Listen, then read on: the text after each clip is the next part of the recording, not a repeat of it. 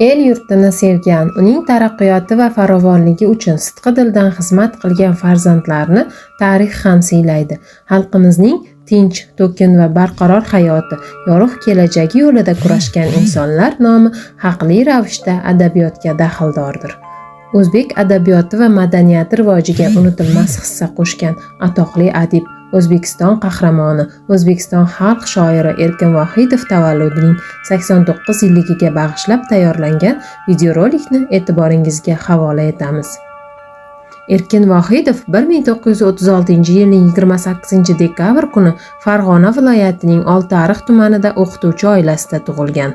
Toshkent davlat universitetining filologiya fakultetida tahsil olgan.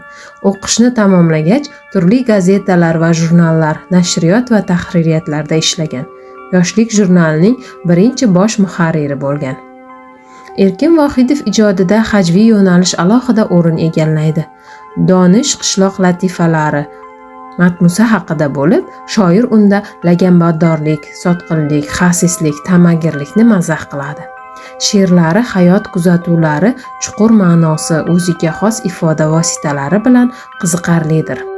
Shoir Robert Rojdeственskiy uning ijodi bilan faxrlanib, shunday yozgan: "Menga uning Nido dostoni juda manzur bo'ldi.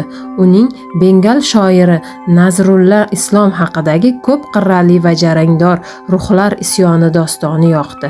Bu yerda mualliflik ovozi barcha imkoniyat va qirralarni namoyon etgan shivirlashdan qichqiriqqacha. Fikrimcha bular juda yaxshi va aniq she'rlar.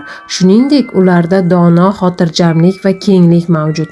Yana og'riq bor, haqiqiy inson og'rig'i", deb yozadi rus shoiri Robert Rojdeственskiy o'zbek shoiri Erkin Vohidov haqida. 1999-yil Erkin Vohidovga O'zbekiston qahramoni unvoni berilib, shoir xizmatlari sharaflandi.